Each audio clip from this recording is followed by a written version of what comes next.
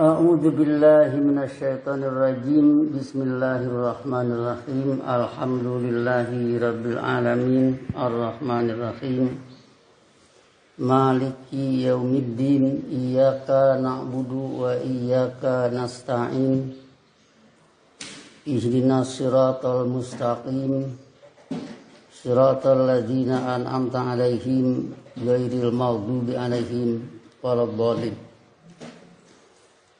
Asyhadu an la ilaha illallah wahdahu la syarikalah wa asyhadu anna Muhammadan abduhu wa rasuluh. Allahumma shalli ala nabiyyina Muhammadin wa ala alihi wa sallim. Amma ba'du, ayyuhan nas, usikum wa iyaya bitaqwallah faqad fazal muttaqun.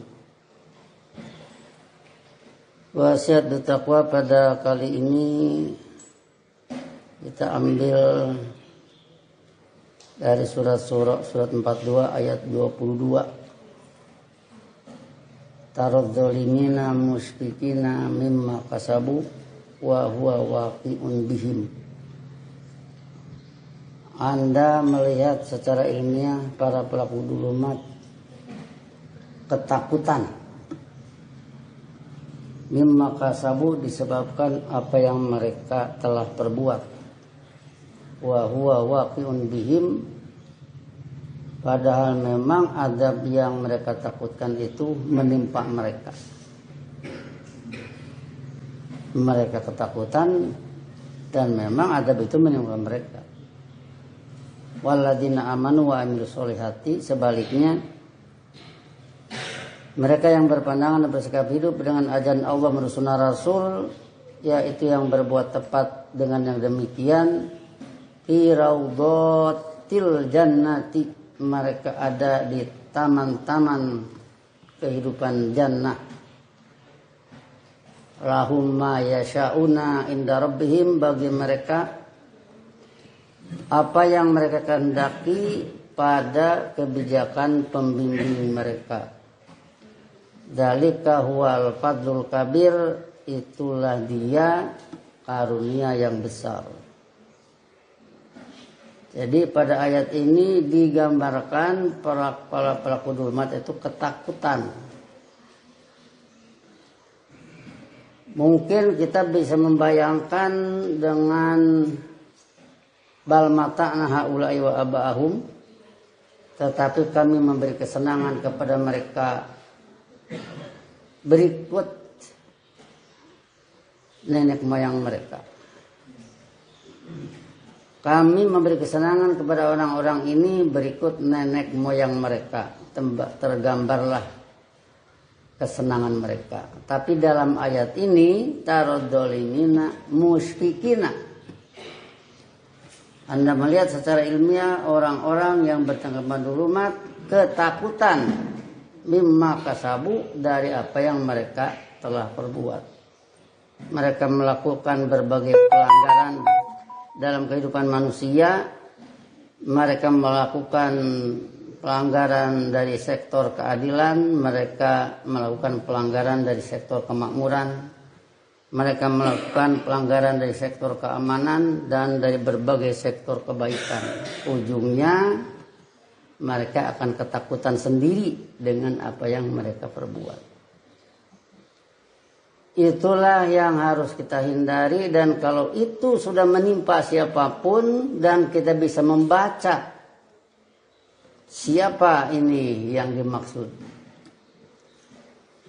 maka kalimat selanjutnya sebaliknya, walladzina amanu wa amilus solihati fi raudhatil jannah. Mereka yang berpandangan bersikap hidup dengan ajaran Allah menurut sunnah Rasul, yaitu yang berbuat tepat dengan yang demikian, ada di dalam taman-taman kehidupan jannah. Lahum ma yasha'una inda rabbihim, bagi mereka apa yang mereka kehendaki pada kebijakan pembimbing mereka. Dzalika huwal fadlul kabir, itulah dia karunia yang besar. Itu tentu yang harus kita inginkan. Sehingga dalam hal ini maka kita sudah berbicara dulu tentang basic human right. hak asasi manusia yang mendasar, perkenalkan fungsi Allah. Perkenalkan kepada manusia fungsi pencipta. Allah berdakwah dengan ajaran ilmunya, dikatakan pada surat Al-A'raf, wa ashhadahum ala anfusihim, dia Allah mempersaksikan kepada mereka perihal diri mereka dengan satu pertanyaan, alastu birabbikum, aku kan pembimbing kalian, aku kan pengatur kalian, aku kan pembuat kebijakan kalian. Sehingga masing-masing orang harus kenal kepada dirinya. Dia punya jantung, siapa yang membuat jantung, siapa yang menggerakkan jantung. Dia punya anus, siapa yang membuat anus, siapa yang mengotomatiskan anus, siapa yang membuat paru-paru, siapa yang mengedarkan paru-paru sehingga berfungsi menjadi alat pernapasan. Nah, sehingga dengan demikian, maka dengan pertanyaan alastu birabbikum qalu bala, mereka benar mengakui, mereka menyaksikan tentang fungsi Allah. Kalau ini tidak ada, maka manusia akan berkembang begitu saja. Kalau dia perlu minum, mau minum, dia kehausan, tidak ada air, nangis. Lapar, tidak ada makanan, nangis, minta, dan sebagainya. Tapi yang mendasar tentang fungsi pencipta pada dirinya tidak pernah diperkenalkan. Ini secara mendasar, kemudian terus berhidup ini berkembang, terus juga bergaul, ada kecerdasan dan sebagainya, tetapi tetap fungsi Allah sebagai pencipta pada dirinya tidak pernah disadari. Ujungnya mereka berlaku hormat, mereka merasa bisa, mereka mengatur segala, memenuhi keinginannya tanpa memperhatikan fungsi Allah pada dirinya. Tetapi orang yang mukmin, yang selalu menanggapi ilmu Allah, kemudian memantapkannya, kemudian dibawa dalam sholat, selalu fungsi Allah di setiap saat disadari oleh orang tersebut. Sehingga bila aku melanggar, aku kena hukuman. Bila aku berbuat tepat, aku akan mendapat pahalanya. Bila manusia melakukan sholat satu pembinaan iman, sholat satu upacara kepatuhan, sholat satu apel siaga, maka pahala yang didapatkan oleh masyarakat tersebut adalah fahsya wal munkar menjadi sirna. Inna sholata tanha anil fahsya'i wal munkar. Hilang atau sirna, fahsya dan munkar, itulah menjadi keenakan dalam hidup. Itulah menjadi hidup yang penuh kemantapan, tidak ketakutan.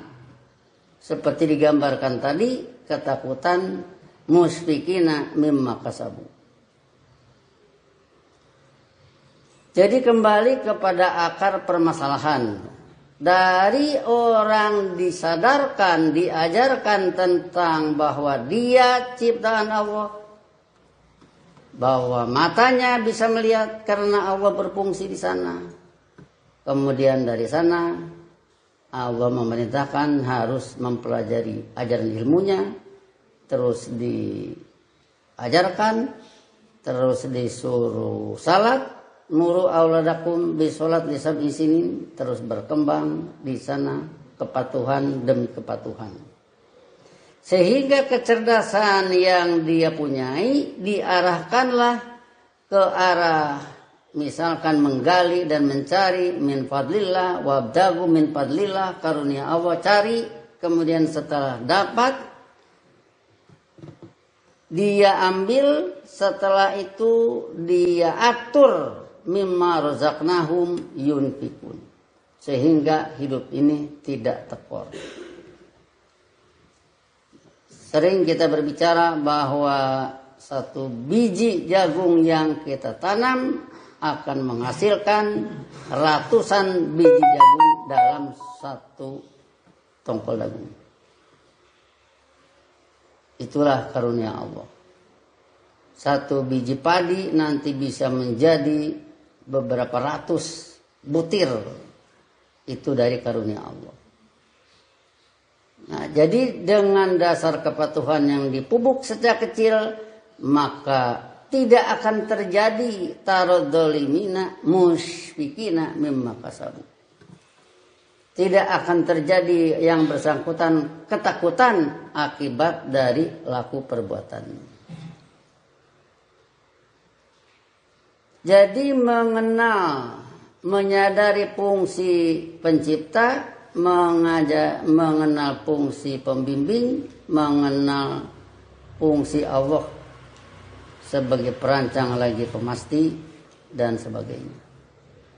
Kemudian kalau berbicara tentang kehancuran dan itu juga fungsi Allah ada di dalamnya, kita ambillah surat An'am ayat 6. Alam yarau kam ahlakna min qablihim min qarnin, apakah mereka tidak melihat secara ilmiah betapa banyak sebelum mereka generasi yang kami binasakan. Makannahum fil ardi malam numakin lakum, yang kami sudah perkuat mereka di permukaan bumi ini satu penguatan yang belum pernah kami kuatkan pada kalian. Tapi ahlaknahum, kami binasakan. Siapa yang berfungsi membinasakan? Kami, Allah yang berfungsi membinasakannya. Pada ujung ayat fa ahlaknahum bidunubihim, maka kami binasakan mereka disebabkan pelanggaran-pelanggaran mereka. Wa ansya'na mim ba'dihim qarnan akharin, sekaligus setelahnya kami bangun generasi yang lain. Nah, jadi Allah berfungsi membinasakan satu generasi, kemudian Allah berfungsi juga mengganti atau membangun generasi yang lain. Sehingga Allah berfungsi membangun generasi yang lain, inilah yang perlu kita sadari, kita mantapkan, kita lakukan, kita perjuangkan. Jangan sampai nanti terjadi ada orang yang ketakutan akibat laku perbuatannya. Tapi diharapkan orang-orang menjadi fi raudhatil jannah, dalam taman-taman kehidupan jannah. Dalam kehidupan seperti itu kita mengharapkan. Sehingga dengan demikian maka apapun yang kita lakukan dalam memperkuat tentang teori ini, tentang pandangan ini, jadi artinya bahwa seumumnya manusia, begitulah kalau istilah orang Sunda, kalau orang tua kepada anak ada diistilahkan nyaah dulang. Dulang itu tempat nasi ya, nasi yang sudah matang itu dibolak-balik itu didulang. Dulang itu tempat nasi. Nyaah dulang itu artinya dia sayang anak itu kalau tidak makan. Kalau tidak makan ditanya-tanyakan, sudah makan belum? Tetapi begitu dia belajar tidak pernah dipersoalkan. Begitu anak misalkan malas bangun siang, tidak sholat subuh, dibiarkan, tidak pernah ada teguran. Nak, sudah sholat belum? negur gitu saja tidak sampai ada. Ini nanti kesananya suram masa depannya. Sebab kepatuhan tidak dipupuk sejak kecil. Sedangkan nanti pengaruh-pengaruh dari kiri dan kanan, apalagi zaman sekarang, zaman HP, zaman berbagai teknologi sudah maju, maka orang tua akan kalah oleh anak kecil. Inilah satu kekhawatiran yang kalau tidak cepat diambil tindakan yang tepat, maka masa depan akan terjadi kesulitan. Kemudian kalau kita berbicara bagaimana ini nanti alam semesta ini akan berujung, nah di sanalah nanti akan terjadi Allah sebagai pemenang yang telak. Semua menjadi kalah, yaitu bila apa? Idza zulzilatil ardu zilzalaha. Apabila bumi diguncang seguncang-guncangnya. Maka dapat kita perhitungkan. Tidak ada bangunan yang bisa dipertahankan. Tidak ada kekayaan yang bisa dipertahankan. Tidak ada karya apapun yang bisa dipertahankan. Mutlak kemenangan ada pada Allah. Kalau sudah idza zulzilatil ardu zilzalaha. Kalau ini ayat Quran sudah turun pada abad ke-7, kemudian juga kita baca sekarang ini, boleh dikatakan sudah dekatan kita dengan zulzilatil ardu zilzalaha banding abad ke-7. Tetapi Allah tidak membeda-bedakan. Mau hidup di abad ke-7, mau hidup di abad ke-20, mau hidup di awal adanya budaya manusia, tetap saja zulzilatil ardu zilzalaha itu menjadi peringatan bagi semua pihak. Dalam arti di sana harus ada satu kesadaran pulang ke akhirat. Nah, dalam kesadaran pulang ke akhirat ini maka jangan juga salah hitung. Mementingkan pulang ke akhirat. Sebab pulang ke akhirat itu jembatannya hasanah di dunia. Menurut penuturan surat Baqarah 201. Wa minhum mayyaqulu Rabbana atina fid dunya hasanah wa fil akhirati hasanah wa qina adzabannar. Wahai pembimbing kami, datangkanlah kepada kami kehidupan hasanah di dunia ini, kehidupan hasanah di akhirat kelak, wa qina adzabannar, serta jagalah kami dari azab kehidupan nar. Apa azab kehidupan nar di dunia? Itu pelaku-pelakunya musyrikun. Karena aksaruhum musyrikin. Kebanyakan manusia itu musyrik.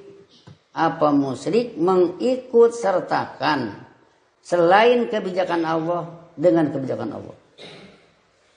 Seharusnya Allah la syarikalahu dalam doa iftitah. Bagi Allah tidak ada pembuat kebijakan yang lain. Allah saja yang membuat kebijakan. Allah saja yang berkuasa.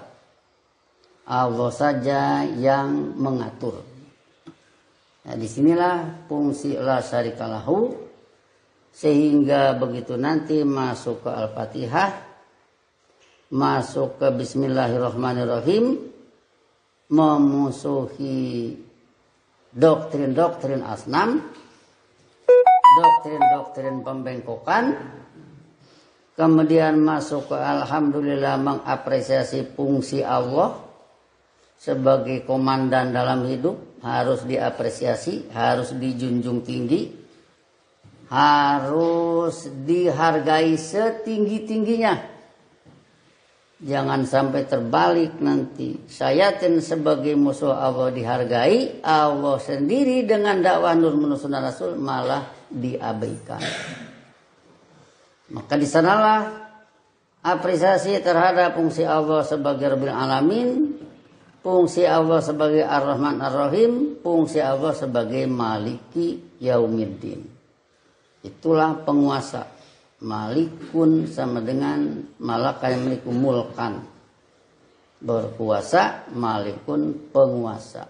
Yaumiddin, semua ada periodenya, semua ada regulasi, baik alam semesta ataupun kehidupan manusia. Allah lah penguasanya.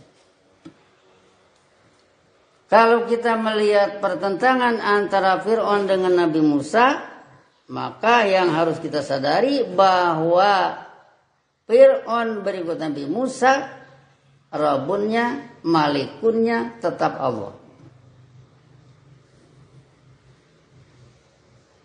Nabi Musa punya mata, matanya tergantung pada Allah. Nabi Musa melihat menurut ilmu Allah. Fir'aun punya mata, matanya tergantung kepada Allah, tapi yang Fir'aun melihat bukan menurut kebijakan Allah. Di situ bedanya, tapi tetap ada di dalam kuasa Allah. Bila suatu waktu tindakan Fir'aun sudah kelewat batas, mengejar-ngejar Nabi Musa karena keberatan orang hidup dengan dinul Islam, maka di sanalah Allah bertindak sebagai penguasa, tenggelamkan di Laut Merah. Nah, disinilah yang harus kita sadari, jangan sampai terjadi musfikina mimma kasabu, menjadi orang yang ketakutan dari akibat laku perbuatan sendiri. Maka dari jauh-jauh berhitung dengan ilmu Allah, ngomong berhitung dengan ilmu, berbuat berhitung dengan ilmu. Segala-gala diatur oleh ilmu. Nah, kemudian ilmu Allah ini bikinlah menjadi mudah, seperti halnya Nabi memerintahkan yasiru wala tu'assiru. Permudahlah oleh kalian, jangan kalian persulit. Itu eksplorasi ayat harus diusahakan sedemikian rupa, diusahakan semudah-mudahnya ditanggapi oleh orang lain.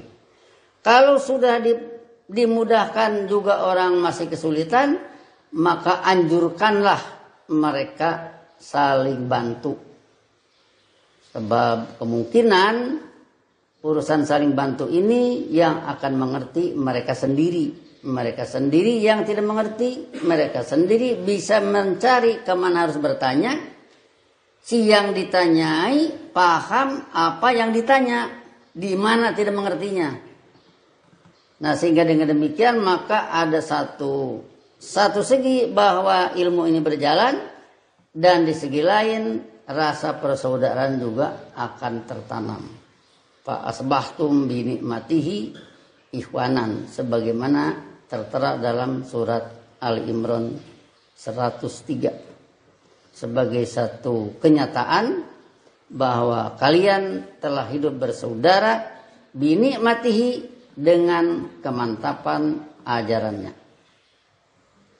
Di sini kita melihat satu data bahwa seseorang yang asalnya menjadi preman kawakan, kemudian bermaksud membunuh Nabi Muhammad, kemudian hatinya menjadi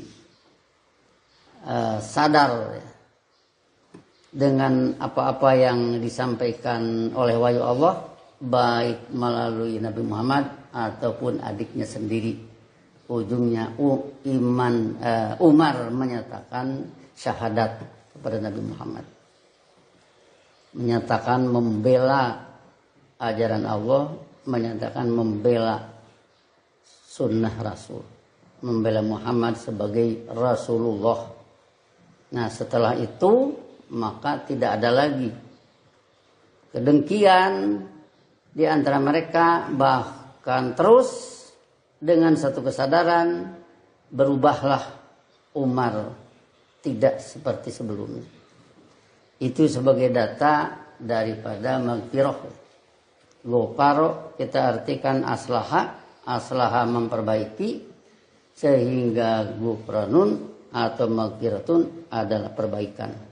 Allah lah yang memperbaiki, Allah lah yang yaghfiru dengan ajaran ilmunya, sehingga Umar berubah. Jadi ada islah.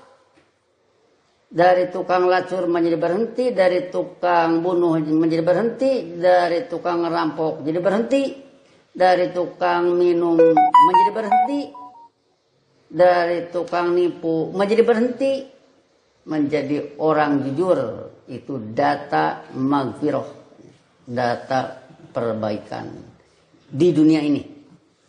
Sehingga dengan demikian berbagai peristilahan mari kita pertajam, kita viralkan yang membangun kehidupan hasanah, yang jelas menuju keadilan, yang jelas menuju kemakmuran, yang jelas menuju kecerdasan. Itu kita viralkan. Istilah-istilah yang tidak jelas menuju ke arah kehidupan indah, kita simpan dulu, kita viralkan yang jelas dulu. Barakallahu li wa lakum fil Qur'anil azim wa nafa'ani wa iyyakum bima fihi min ayati wa dzikril hakim wa taqabbal minni wa minkum tilawatahu innahu huwas samiul alim wastaghfiruhu innahu huwal ghafurur rahim.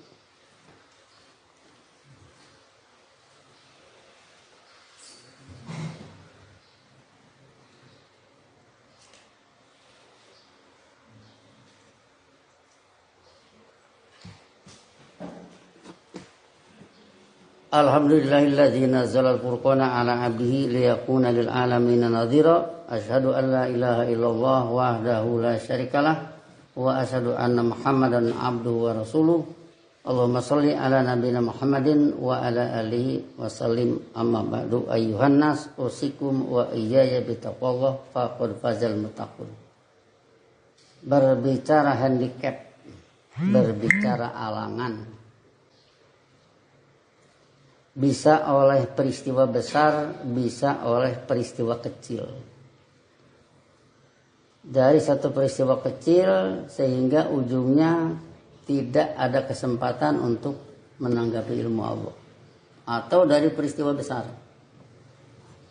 Nah, disinilah maka kita harus hati-hati, kendalikan diri, berbagai persoalan yang ada, sederhanakan, sehingga tidak mengganggu jalannya hidup masing-masing untuk menangkap ilmu. Kita dengan Masjid At-Taqwa membina kepatuhan, berbuat secara ilmiah dengan ajaran Allah dan Sunnah Rasul. Kemudian kita kembangkan dari sini berbagai ayat-ayat Allah, kita kasih kamus, kita kasih terjemah, kemudian kita latih bahasanya.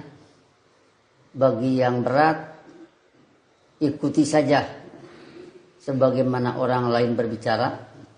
Kalau dalam satu pertemuan itu kan misalkan ada satu latihan yang seorang bisa, yang lain tidak bisa, nggak usah jadi masalah. Yang bisa ngomong saja, yang tidak bisa dengarkan atau tirukan. Nah, sehingga dengan demikian maka tidak menjadi tekanan batin. Jadi berproses itu seluruhnya, libatkan seluruh keluarga, libatkan anak-anak, libatkan istri kalau itu suami, libatkan suami kalau dia itu istri, libatkan tetangga dan sebagainya. Sehingga dengan demikian maka memviralkan ini menjadi kerja kita semua dalam rangka menyelamatkan diri, menyelamatkan keluarga, menyelamatkan lingkungan, menyelamatkan bangsa, dan menyelamatkan seluruh manusia di permukaan bumi ini. Wa ma arsalnaka illa kafatan linnasi basyira wa nadhira walakinna aktsarun nasi la ya'lamun.